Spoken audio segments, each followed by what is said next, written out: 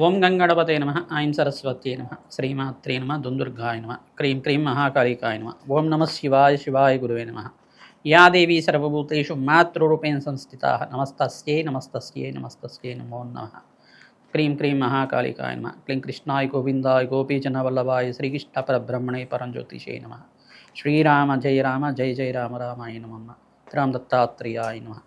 YouTube ప్రేక్షకులకి అందరికీ కూడా నమస్కారం అండి. నేను పాలపర్తి గున్నా శర్మ. ఈ రోజున మనం చెప్పబోయే విషయం ఏంటిదంటే ప్రధానంగా కంటెంట్ అంతా కూడా ఈ యొక్క ఏప్రిల్ నెల వార ఫలితాల్లో భాగంగా మనం అంతా కూడా విశ్లేషణ చేసుకోవడం జరుగుతుంది. ప్రధానంగా రెండో వారం ఫలితాలంతా కూడా ఏ రకంగా మేషాది ద్వాదశ రాశుల వాళ్ళకి ఈ యొక్క వార ఫలితాల్లో భాగంగా విశ్లేషణ చేసి పరిష్కారం చెప్పడం జరుగుతుంది. ప్రధానంగా చూసుకుంటే గోచార చక్రంలో అంతా కూడా ఈ యొక్క గ్రహస్థితి ఈ రకంగా ఉంది. మీనరాశిలో అంతా కూడా అంగారకుడు, శనీశ్వరుడు మరియు బుధుడు యొక్క సంచారం జరుగుతుంది. రాహు యొక్క సంచారం అంతా కూడా కుంభరాశిలో జరుగుతుంది.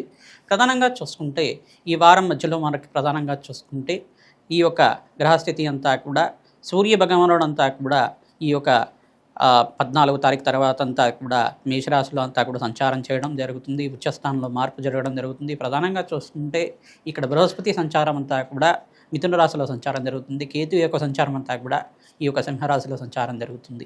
ప్రధానంగా శుక్రుడు అంతా కూడా ఈ మాసంలోనే ప్రధానంగా చూసుకుంటే తన సొంత రాశి అయిన వృషరాశికి అంతా కూడా మారడం జరుగుతుంది. తద్వారా అష్టైశ్వర ప్రాప్తి కలగడానికి ఆస్కారం ఉంటుంది. ఈ వారంలో ప్రధానంగా గ్రహస్థితి అంతా కూడా చూసుకుంటే చంద్రుడు అంతా కూడా ఈ రకంగా మారడం వల్ల గజకేసరి యోగం అంతా కూడా సిద్ధించడానికి ఆస్కారం ఉంటుంది. ప్రధానంగా ఈ యొక్క బృహస్పతి అనుగ్రహం వల్ల కొన్ని రాశుల వాళ్ళకి గురుకటాక్షం అంతా కూడా సిద్ధించడానికి, కార్యసిద్ధి కలగడానికి ఆస్కారం ఉంటుంది. ఈ యొక్క గ్రహస్థితి కేంద్రంగా అంతా కూడా చూసుకుని మేషాది ద్వాదశ రాశుల వాళ్ళకి ఎటువంటి ఫలితాలు వస్తాయి సంపూర్ణంగా విశ్లేషణ చేయడం జరుగుతుంది. మీ వృత్తిరీత్యా, ఉద్యోగరీత్యా, వ్యాపారరీత్యా ఎటువంటి పరిష్కారం ఆచరిస్తే కనుక అఖండ ఐశ్వర్య ప్రాప్తి కలుగుతుంది. ఆకస్మికంగా ధనయోగ ప్రాప్తి కలుగుతుంది. ప్రధానంగా ఈ యొక్క గ్రహస్థితి మెరుగుపడడానికి ఎటువంటి పరిష్కారాలు అంతా కూడా ఆచరించాలి, ఏ గ్రహానికి అంతా కూడా దానాది కార్యక్రమాలు ఆచరించుకోవాలి అంతా కూడా విశ్లేషణ చేసుకొని మేషాది ద్వాదశ రాశి వాళ్ళకంతా కూడా పరిష్కారం చెప్పడం జరుగుతుంది. మేము చెప్పే పరిష్కారం అంతా కూడా గోచార చక్రవశాత్ అంతా కూడా ఉంటుంది. మీ జన్మ జాతకమే ప్రధానమైన జాతకంగా ఉంటుంది. కావున గోచార చక్రాన్ని మరియు ఈ యొక్క జన్మజాతకాన్ని రెండు అన్వయం చేసుకొని చూసుకోవాలి.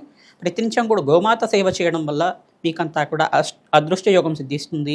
అఖండ ఐశ్వర్య ప్రాప్తి కలుగుతుంది. అదృష్ట లక్ష్మి యోగ అనుగ్రహం వల్ల మీకంతా కూడా ధన ధాన్యాది సమృద్ధి కలగడానికి ఆస్కారం ఉంటుంది. తద్వారా మీరంతా కూడా జాతకరీత్యా ఉన్న దోషాలకంతా కూడా పరిష్కారం ఆచరించుకుంటూనే గోచారీత్య గ్రహస్థితి అంతా కూడా మెరుగుపడడానికి ఆస్కారం ఉంటుంది. కావున ఈ పరిష్కారం అంతా కూడా ఆచరిస్తే కనుక శీఘ్ర ఫలితాలు పొందుతారు. కన్యారాశి జాతకులకి ఏప్రిల్ నెల వార ఫలితాల్లో భాగంగా ఈ వారంలో మీకంతా కూడా ఎటువంటి ఫలితాలు పొందుతారో అంతా కూడా విశ్లేషణ చేయడం జరుగుతుంది. రెండో వారంలో ప్రధానంగా విశ్లేషణ చేస్తున్నాం. ప్రధానంగా చూసుకుంటే కన్యారాశి జాతకులకంతా కూడా సప్తమ స్థానంలో శనీశ్వరుడు దోషకారిగా ఉన్నారు. సప్తమ స్థానంలో అంగారకుడు శనీశ్వరుడు కలిగి జరుగుతుంది. ప్రధానంగా మీకంతా కూడా చూసుకుంటే ప్రతినిత్యం కూడా అంగారకుడు ప్రీతికరంగా జపాలు దానాలు ఆచరించుకోవడం, శని భగవాను ప్రీతికరంగా తద్దోష నివారణం, శనీశ్వరుడు యొక్క వీక్షణ అంతా కూడా దృష్టి అంతా కూడా మీ రాశి మీద పడుతుంది. దృష్టి దోష నివారణార్థం అంతా కూడా శని భగవానుడు ప్రీతికరంగా తైలాభిషేకం చేయడం, నల్లనవులు దానం చేయడం. ఇక్కడ అంగారకుడు శనీశ్వరుడు బుధ భగవానుడు కలియక జరుగుతుంది. కావున ఇక్కడ బుధుడు కూడా నీచ స్థానంలో సంచారం చేయడం వల్ల కూడా తరచుగా మీకంతా కూడా శ్రమతో కూడిన సంపాదన పెరగడానికి ఆస్కారం ఉంటుంది. శ్రమ అధికంగా ఉంటుంది. దూర ప్రయాణాలు చేయడం వల్ల లాభిస్తుంటారు. ప్రతిలో ఎక్కువ సహాయ సహకారాలు తీసుకుంటే తద్వారా లాభాలు గణించడానికి ఆస్కారం ఉంటుంది.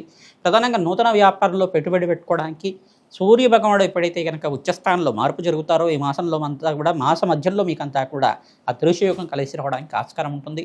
ప్రధానంగా జాతకరీత్యా ఉన్న దోషాలకి పరిహారం ఆచరించుకోవడం ప్రధానంగా శనీశ్వరుడు, అంగారకుడు, ఈ యొక్క శుక్రుడు, రాహు మరియు సూర్య భగవానుడు, ఈ యొక్క బుధ భగవానుడు ఏ స్థానాల్లో ఉన్నారో చూసుకోవాలి. ప్రధానమైన రాశులంతా కూడా ప్రధాన గ్రహాలన్నీ కూడా ఈ మిత్రగ్రహాలు మరియు ఈ యొక్కరంగా ఉన్నాయో లేదా చూసుకోవాల్సి ఉంటుంది. తద్వారా మీరంతా కూడా జపాలు దానాలు ఆచరించుకోవడం వల్ల మంచి ఫలితాలు పొందడానికి ఆస్కారం ఉంటుంది. ప్రధానంగా మీరంతా కూడా దత్తాత్రేయ ఆరాధన చేసుకోవడం వల్ల అఖండ లాభాలు గణించడానికి ఆస్కారం ఉంటుంది.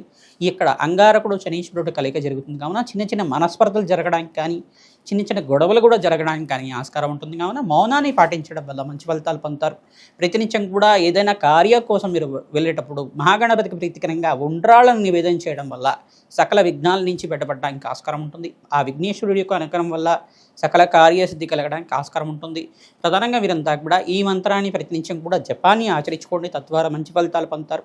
ఓం అరుణాచలేశ్వరాయ నమః. ఓం అరుణాచలేశ్వరాయ నమః. ఓం అరుణాచలేశ్వరాయ నమః. ఓం అరుణాచలేశ్వరాయ నమః. ఈ మంత్రాన్ని ఎవరైతే ప్రతినిత్యం కూడా జపాన్ని ఆచరించుకుంటారో అఖండమైన లాభాలు గణించడానికి, అఖండమైన పుణ్యయోగం కలిసి రావడానికి ఆస్కారం ఉంటుంది. పరమేశ్వరుడి అనుగ్రహం అంతా కూడా లభించడానికి ఆస్కారం ఉంటుంది. ప్రతినిత్యం కూడా దత్తాత్రేయ స్వామి వారి నామస్మరణ చేయండి. దత్తాత్రేయాయ స్మరణ మాత్రైన సంతుష్టాయ నమః.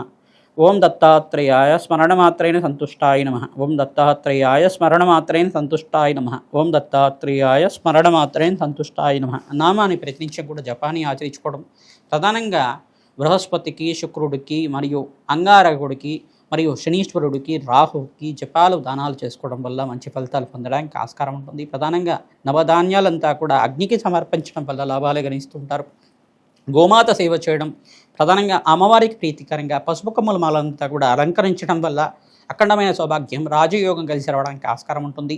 ప్రధానంగా బగలమ్మకి శాంతి హోమాది కార్యక్రమాలు కానీ, రాజశ్యామల యజ్ఞాతికృతులు కానీ, జాతకరీత్యా ఉన్న దోషాలకంతా కూడా పరిష్కారం ఆచరించుకోవడం వల్ల అఖండ లాభాలు గణించడానికి ఆస్కారం ఉంటుంది. రావి చెట్టు, వేప చెట్టు ఉన్న ప్రాంతం దగ్గర ఆవనూతో దీపారాధన చేసి ప్రతినిత్యం కూడా ఇక్కడ ఖడ్గమాల స్తోత్రాన్ని పఠనం చేసుకోవడం వల్ల 27 ప్రదక్షిణాలు ప్రతినిత్యం కూడా రావి చెట్టు, వేప చెట్టు ఉన్న ప్రాంతం దగ్గర ఆ వృక్షరాజానికి అంతా కూడా ప్రదక్షిణాలు ఆచరించుకోవడం, చెమిలిని నివేదన చేయడం వల్ల కూడా అఖండ లాభాలు గణించడానికి ఆస్కారం ఉంటుంది.